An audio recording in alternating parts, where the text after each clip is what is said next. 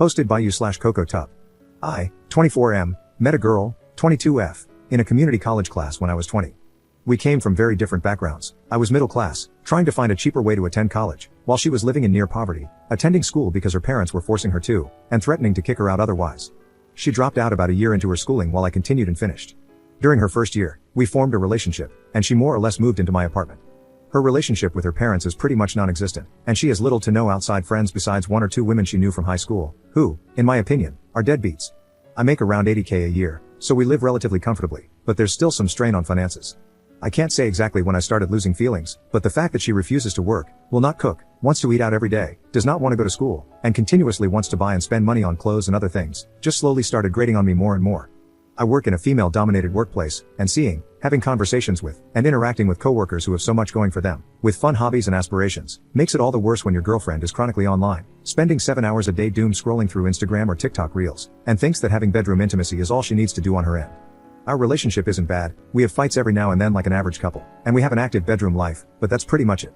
From her perspective, if I broke up with her, it would seem to come out of nowhere, but I'm pretty much done, and I know I could move on quickly without any regrets, as harsh as that sounds.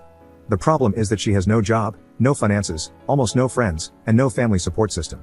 I'm not a monster, I don't want to make someone virtually homeless, but I also don't want to be stuck with someone who has nothing going for them. I don't know what to do. Edit. She wasn't as bad when we were still in school, she at least helped cook and had some aspirations to be a nurse. But I guess as she started getting comfortable, her habits built up more and more until it got to this point. This wouldn't have been a 4-year relationship if it had started this way. She only leaves the apartment when I take her to get food, otherwise, she either sleeps or is on her phone.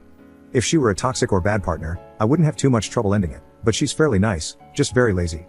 Update 1 day later. For starters, I want to thank everyone for all the advice I received on the last thread. It helped me formulate how I would go about handling this. When I made that post, I was having an extremely bad day, and I didn't expect it to blow up like it did, so I don't think I was able to give her a fair defense. When I mentioned that she came from poverty, I should have clarified that her father is a laborer, and her mother lives a lifestyle similar to how she lives now. Their home is maybe 1,100 square feet and located in a terrible part of town. Given her father's past ultimatum, I don't think he would take her back, especially since she hasn't been home in years. Yes, I have talked to her about this, maybe 3 times since January. I've tried gently suggesting that it would be nice if she went out more, or found a hobby at the very least, and I've also flat out told her that she was wasting away on her phone and she needed to get a job or go back to school. Each time, she either changed the subject, made it a joke, or followed through for a couple of days before reverting to her usual behavior. She is a kind partner who asks me about my day, always tries to make me laugh or lighten the mood when I get annoyed, and generally shows a lot of affection. This makes me feel terrible because none of that works anymore, and I just see her as another person. Now for the confrontation. Last night, when we were both getting ready for bed, I didn't take my clothes off. Instead, I stood there and told her we needed to talk.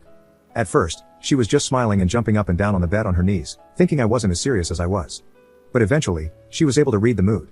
I told her that something wasn't feeling right anymore, that I've tried to make this work and be patient with her for the past few years, but I didn't know how much more time I was willing to spend waiting for her to get a job, go back to school, or just get a hobby, anything.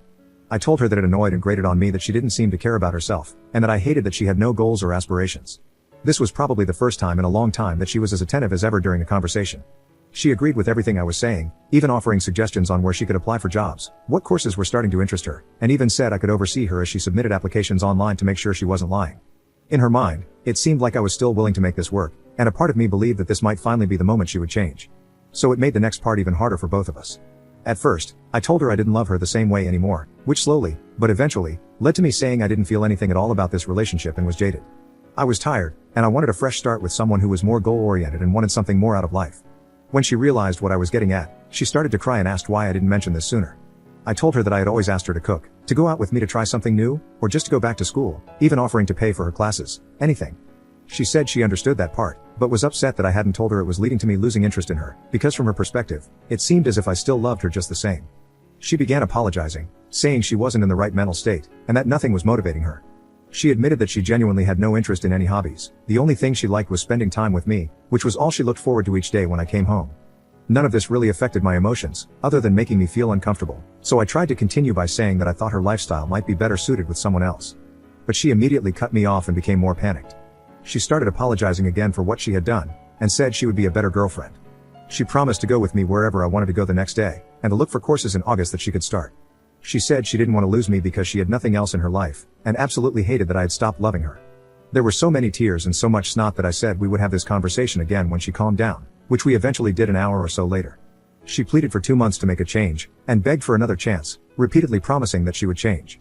Again, she listed all the places she would apply to, and vowed to be a better partner. I never wanted to make her homeless, so this seemed like a good compromise, even though I still had my doubts. I then reaffirmed that I wanted to see other people, but she was much more adamant about fixing the relationship than about the aspirations issue. She asked me repeatedly to give her a month to try to make the relationship work, and asked again and again what she could do to make me love her again, insisting that she didn't want me to hate her. She said the worst part of it all was that the only person she had was just done with her. It seemed as if she was about to break down again, so I said, okay, we'll see how the relationship is in a month.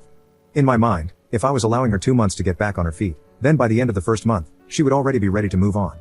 I also didn't want her to suffer a complete mental breakdown while I was still living with her, so giving her a month to try to fix the relationship would give her enough time to accept things. I slept on the couch last night, and will probably continue doing so for a while. She came out around 3 a.m. wanting to talk some more, but I told her I was exhausted, and that we would talk tomorrow. She then slept on the floor beside me for the rest of the night, apologizing again. When I told her to stop, she quietly said okay, and sobbed a bit under her blanket. But that's everything that has happened so far. This was one of the hardest things I've ever had to do, but I regret nothing, and feel much better having let everything out. I don't know how this situation will be in 2 months, but I was firm that it was the deadline. This post will probably get buried, so I likely won't do another update, as I don't think anyone will care about this in a week or a month. However, I will definitely private message those of you who have been helping me through this to let you know how it turns out, or to anyone who just wants to be updated. But yeah, thanks. Update 6 days later. Hey all, it's been about a week since my last post, and I thought I'd give an update. A lot has happened, including the explosion of my first update thread. I have over 50 plus DMs asking for an update, so instead of copying and pasting replies, I'll do another one here. I find it easier to write than to speak in many situations, so this has been a great way to help me make decisions and clear my head. Writing everything down has helped tremendously, and I will continue to do so until this is all over, after which I'll nuke everything. After the night of the confrontation, we didn't really speak much at home, and things were dry and awkward for a day or two. However, I've been told I'm a workaholic by nature, so it was easy for me to stay at the hospital as a distraction. During that time, she did start cooking again. We weren't in the mood to go out to eat together. Eventually, though, I sat down with her after she asked for a more thorough conversation about why I felt our relationship was failing. She promised not to cry or get upset, but wanted me to be 100% upfront so she could better understand, stating she wanted to try everything to fix this. I was really apprehensive about this, and I can't fully explain why, but given that we've been together for 4 years, I wanted to at least make an effort out of respect, even though a large part of me was angry for even doing so, as I feel I've never received the same effort from her. There have been many different opinions in response to my last update.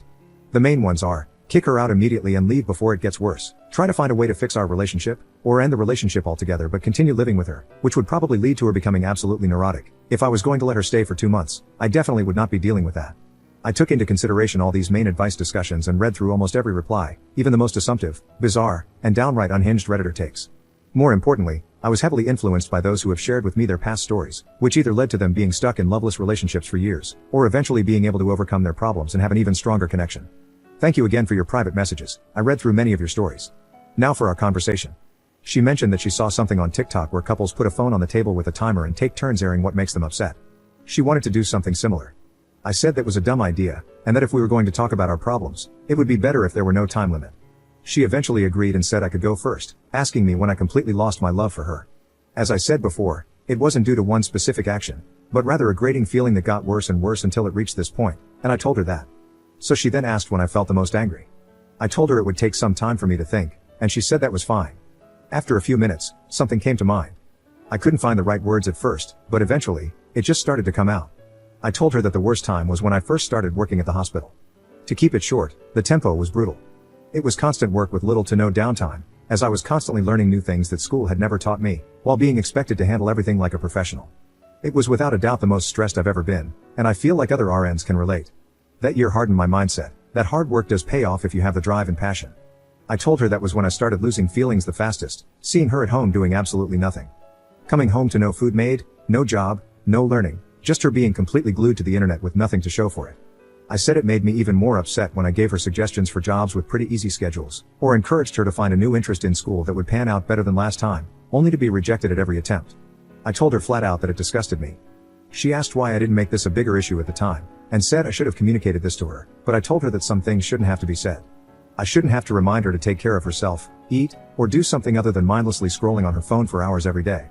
I also told her that after coming home from the hospital on more stressful days, the last thing I wanted was to spend my time begging my girlfriend to do something productive. So, I held my tongue and settled because she was still nice and caring. I had no other reasons to end it, and from then on, the resentment grew worse. It was around this point that I became more mean, which I now regret, but I'll still include it as I have everything else. I told her that when she dropped nursing, I was upset because I felt she was more than capable of doing what I had done. But after spending more time in the relationship and getting to know her better, I realized that, given the type of person she was, there was no way she could have ever finished. That's why I suggested easier and more laid-back jobs, less demanding majors in school, or even just cooking or finding an interesting hobby. At that point, I would have appreciated anything. Still, she chose to do nothing for years. It's just the type of person she is, which is why I eventually felt done with her romantically. She asked me if I hated her, and I said I didn't know. I told her she was very loving and kind, but I hated how she had handled her life up to this point. I said I felt no ill will toward her after airing everything out, but I also felt nothing else. I just felt done and ready to move on. Throughout this conversation, we maintained eye contact, and there were times it seemed like she might break, but as she said, she remained as calm as she could while I said what I had to say. I told her I was done, and that she could say her piece now, but she asked if we could continue the conversation later, and then locked herself in our room for the rest of the day. The next day, we sat down again and finished the conversation. She told me that she thinks she's depressed, saying that she didn't feel sad before that night, but just had no motivation to do anything. I had received a few messages suggesting I ask her to get tested for ADHD, but when I brought it up, she was very adamant that it wasn't something she felt comfortable with. I knew she didn't like needles or going to the hospital in general, but her flat-out refusal to get tested for disorders when I told her it wasn't at all like a regular hospital visit surprised me. She asked if I would give her another chance if she were able to change her behavior. I said I didn't know, as I felt nothing right now, and wasn't sure if her changing would bring any feelings back, especially since it took reaching my breaking point to get here. She asked if there was any compromise, and I told her again that if, in a month, I felt there was enough reason to stay together, I would, but there was no guarantee that my feelings would return. However, I would match any effort she put in. She was frustrated by my answer, but I told her that's how it would be. She then gave me a piece of paper she had been working on the night before, which listed hobbies and interests she wanted to explore. The two major ones were photography and cooking again.